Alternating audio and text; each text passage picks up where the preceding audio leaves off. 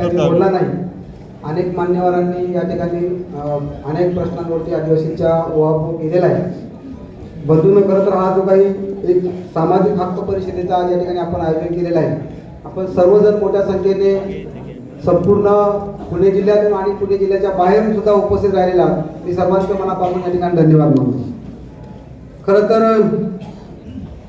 या ठिकाणी बोलत असताना रोजगाराचा प्रश्न या ठिकाणी उपस्थित केलेला आहे. नक्कीच आपल्या समोर सगळ्यांसमोर ती परिस्थिती माहिती आहे की आदिवासींची जी काय 12,500 पदं आणि त्याच्याहीपेक्षा अगोदर जवळजवळ तो आकडा 74 पासून काढला तर तो 1.25 लाखापेक्षा पुढे गेलेला आहे.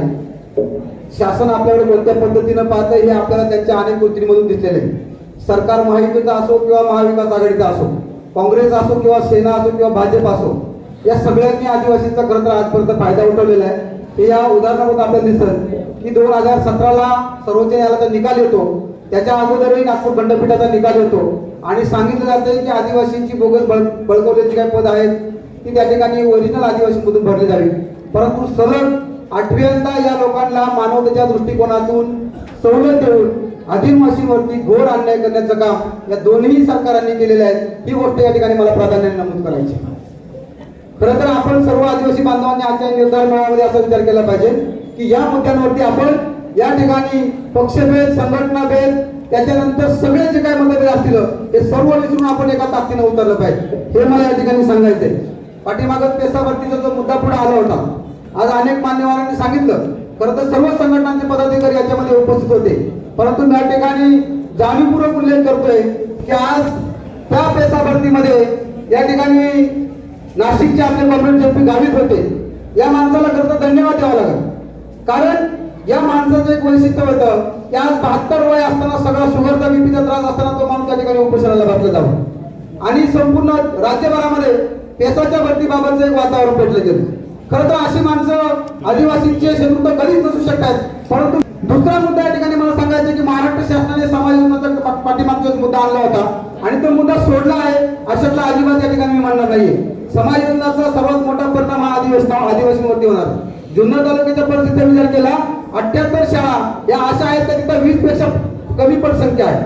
28 पेक्षा जास्त ज्या काही शाळा आहेत या एकच शिक्षकी शाळा आहेत. मग खालच्या भागातील काही शिक्षक वरच्या भागात आणून ठेवायचे आणि तिथं त्या शिक्षण व्यवस्था चालवायच्या, अशी परिस्थिती आदिवासींची आज आहे. मगाशी घोडे सरांनी एक उल्लेख केला की या तालुक्यामध्ये जवळजवळ 5 धरण आहेत. वस्तुस्थिती नक्की तीच आहे, परंतु आपल्या इथं लांडे साहेब आज तुम्ही जवळजवळ 20 वर्ष या जिल्हा परिषद गटाचं प्रतिनिधित्व करतात. खरं तर माझा आज तुम्हाला एक प्रश्न आहे, मी बोलायला लागल्यानंतर तुम्ही अगदी मागे कान बघत पाहत असतात की आता हा काय बोलतो.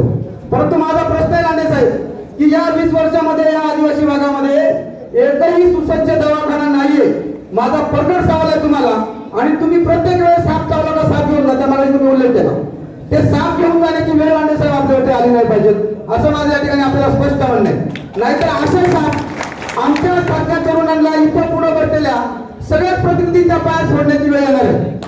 त्याच्यामुळं इथं बसलेल्या सगळ्याच प्रतिनिधींना माझी विनंती आहे, दादा तुम्हाला पण सांगतो तुम्ही बऱ्याच वेळा तालुक्यामध्ये आलेले, ही परिस्थिती खरं तर या तालुक्यामध्ये आहे.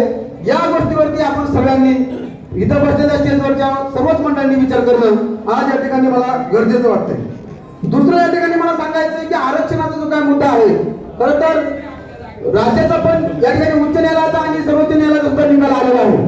परंतु तरी सुद्धा परवाच्या दिवशी जे काही जणांनी म्हटलं आता आरक्षणाचा मुद्दा घेऊन भांडतायत मराठा आरक्षणाचा, त्यांनी असं एक वक्तव्य केलं आला की मुंडक्यावर पाय देऊन आम्ही धनगरांना एसटी मध्ये आरक्षण मिळवून देणार. खरं तर आपल्या सगळ्यांसाठी एक गंभीर बाब आहे. अशा प्रकारचे जे वक्तव्य केले जाते ते निश्चितच आपल्याला विचार करायला लावणार आहे. मला माहिती आहे की 2023ला 9 सप्टेंबर 2023ला याच राज्य शासनाने एक समिती नेमली होती. त्या समितीचे अध्यक्ष होते सुधाकर शिंदे.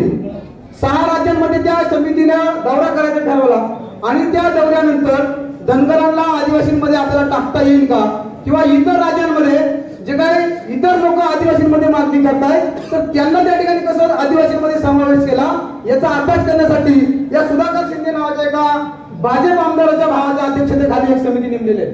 आणि या समितीनं खरं तर एक मला वाटतंय मध्य प्रदेशमध्ये किंवा राजस्थानमध्ये त्यांनी तो एक सर्वे केला आणि त्याच्यामध्ये लोहार नावाची जी जात होती त्या लोहार नावाच्या जातीला अनुसूचित जमातीमध्ये समाविष्ट केलं. आणि त्यांनी असं सांगितलं की लोहार आणि लोहारा या दोन्ही जमाती एकत्र आहेत, एकच आहेत असं त्यांनी त्या ठिकाणी त्या समितीने शिफारस केली आणि या लोहार अनुसूचित जमातीमध्ये या लोहार जातीला त्या ठिकाणी त्यांनी समाविष्ट केलं. अर्थातच ही बोगसगिरी सर्वत्र चालू आहे देशभरामध्ये आणि त्याच्यामुळं तिथलं जे काय न्यायालय आहे, न्यायालयाने त्यांच्या विरोधामध्ये निकाल दिला आणि पुन्हा त्यांना अनुसूचित जमातीची काय वाटलेली दाखली होती ती दाखली त्या ठिकाणी त्यांची वापस घेण्यात आलेली आहे. आता या महाराष्ट्रामध्ये सुद्धा अशाच प्रकारे दडपशाहीचे प्रकार या काळामध्ये येणाऱ्या काळामध्ये होणार आहेत आणि याच्यामध्ये आता अनेक पुढाऱ्यांनी आपला उल्लेख केला की बाबा महाविकास आघाडीच्या उमेदवारांना किंवा महाविकास आघाडीच्या प्रतिनिधींना आपण अनेक वर्ष सहकार करीत आलेले ही वस्तुस्थिती आहे. परंतु या ठिकाणी शंकर गोरे सर आपण जे मगाशी उल्लेख केला की या ठिकाणी शरदचंद्र पवार साहेब हे सातत्याने आपण त्यांच्या सहकार्यामध्ये राहिले, त्यांना सहकार्य करत आले. माझं आपल्या सगळ्यांना विनंती आहे की याच्या अगोदर पवार साहेबांनी सुद्धा आदिवासींच्या विरोधात भूमिका घेतलेली आहे. त्यांचं पत्र माझ्याकडे आता आहे. आपण त्यांना येत्या काळामध्ये जाब सुद्धा विचारला पाहिजे. तुम्ही जर आदिवासी बांधव जर तुम्हाला सातत्याने मतदान करताय, सातत्याने तुम्हाला सहकार्य करताय तर तुम्ही अशी भूमिका काय घेताय? सुप्रियाताईंनी सुद्धा त्या ठिकाणी संसदेमध्ये जाऊन मागणी केलेली आहे. शिवाजीराव आढळराव पाटील शिवसेनेचे यांनी सुद्धा संसदेच्या बाहेर जाऊन त्या ठिकाणी मागणी केलेली आहे आदिवासींच्या विरोधामध्ये. मग या ठिकाणी माझा आज सवाल आहे तुम्हाला सगळ्यांना की आपण विचार केला पाहिजे या देशभरामध्ये जेवढे राजकीय पक्ष असतील, जेवढ्या राजकीय विचारधारा असतील, संघटना असतील, कार्यकर्ते असतील, या सगळ्यांच्या बाबत आपण डोळे उघडे ठेवून विचार केला पाहिजे की या परिस्थितीमध्ये आमच्या आदिवासी बांधवांचे खरे शत्रू कोण आणि आमच्या आदिवासी बांधवांचे खरे मित्र कोण. मी या ठिकाणी आवर्जून सांगेल, ज्या चळवळीमध्ये मी 14 वर्ष काम केलेले, ज्या कम्युनिस्ट पक्षाबरोबर मी लढलोय, त्या कम्युनिस्ट पक्षाबाबत मला अभिमान याच्यासाठी वाटतोय की 2005 ला 62 खासदार होते त्या कम्युनिस्ट पक्षाचे. ज्या वनाधिकार कायद्याचा आपण आज आधार घेऊन मांडतोय त्या वनाधिकार कायद्याचा ड्राफ्ट बनवण्यासाठी कॉम्रेड कुमार शिवाळकर यांचं मोठं योगदान आहे आणि म्हणून त्या कम्युनिस्ट पक्षाचा मला अभिमान वाटतोय. आपण सगळेजण वेगवेगळ्या पक्षांचे पदाधिकारी आहात, विचारा त्यांना सुद्धा दाब तुम्ही की आपण हे सगळं करत असताना आमच्या विरोधात भूमिका का घेतल्या जात आहेत. आज आदिवासीच्या बाबतीत विचार केला तर हिरडा या भागातील उत्पादनाचं प्रमुख साधन आहे. डॉक्टर अमोल अंबर यांनी त्या ठिकाणी या मंचाला उपोषण केलं. गोडे सर, आज आदिवासी बांधवांना कुठलाही वेळेला हमीभाव नव्हता, परंतु 170 रुपये हमीभाव त्या ठिकाणी मिळालेला आहे. व्यापारी कधी 150, 130, कधी 120, आज हक्काचे 170 रुपये हमीभाव मिळालेला आहे आणि त्या आंदोलनामधून 17,500 कोटी रुपये या पुणे जिल्ह्याबरोबर अकोले तालुक्याला मिळालेले आहेत. हे आपल्या सगळ्यांसाठी अभिमानाची बाब आहे. नुकसान भरपाईचे 17.5 कोटी रुपये मिळालेले आहेत. पाठीमागच्या वेळेस आम्ही मध्ये पीएचडीच्या विद्यार्थ्यांसाठी आंदोलन केलं, 11.5 कोटी रुपये आदिवासी बांधवांसाठी मिळून दिलेले आहेत. आपण म्हणतोय की आमच्या समस्या अजून काय आहेत, परंतु आपल्या समस्या आपण समजून घ्यायला तयार नाहीये. आज शासन आपल्याला फक्त योजनांवरती भागवते, तोंडाला पानं पुसवतंय. योजना म्हणजे त्या ठिकाणी कायदा नाहीये. आज वनाधिकार कायदा झाला म्हणून राज्यभरामध्ये आदिवासी बांधव वनपट्ट्यांसाठी आज अर्ज करतायत आणि हक्काच्या 2-2, 3-3, 5-5 एकर जमिनी मिळवून घेतायत. कायदा आणि योजनेमध्ये हा फरक असतो. योजनेच्या बाबतीत बोलत झालं तर आज योजना आणली, दुसऱ्या दिवशी शासन ती बंद करू शकते. पण जर कायदा केला, जर शासन केला, जर त्या ठिकाणी कायदा केला तर सरकारच्या बापालाही त्या ठिकाणी तो कायदा सहजासहजी बदलता येत नाही.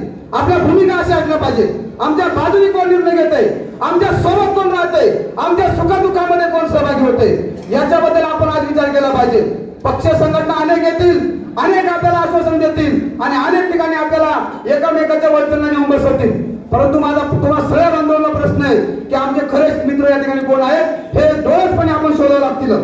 आणखीन एक मुद्दा मला सांगायचा आहे की आदिवासींबद्दल अनेक बाबी त्या ठिकाणी पुढे आणल्या जात आहेत की अॅट्रॉसिटीच्या बाबतीत मी मागे बोललो होतो की आदिवासी खोटे गुन्हे दाखल करतायत, दलित खोटे गुन्हे दाखल करतायत. परंतु एनसीआरबीचा जर या वर्षाचा तुम्ही रिपोर्ट पाहिला तर 11.5% आदिवासींवरती जो काही वाढता अत्याचार आहे त्याची टक्केवारी 11.5% वाढलेली आहे. यावेळेस दर दिवसाला 2 अत्याचार हे आदिवासींवरती होत आहेत. दर दिवसाला स्त्रियांच्या बाबतीत आणखी गंभीर परिस्थिती आहे. एका दिवसाला 126 त्या ठिकाणी अत्याचार मुलींवरती होत आहेत, स्त्रियांवरती होत आहेत.